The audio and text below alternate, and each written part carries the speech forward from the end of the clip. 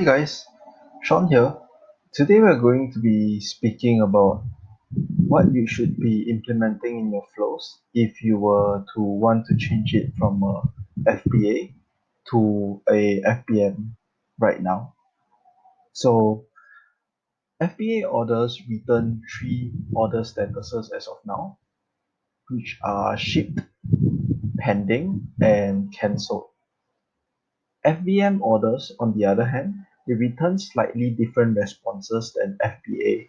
So this workaround allows you to loop it until a shipped status has been put. So if you just head down right here, you would see that there's this portion that checks if the order status is cancelled, and if it is, we send them a message. But FBM, there would actually be a status called unshipped, and this would be another conditions that we would have to map.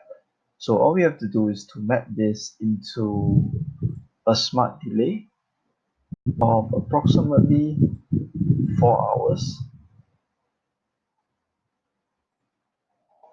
and then we're going to pull the order status again.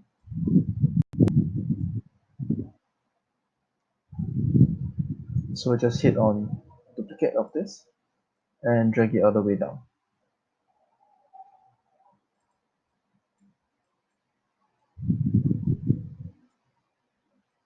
So we're going to map the smart delay into checking of the order status and moving back to check if it's shipped.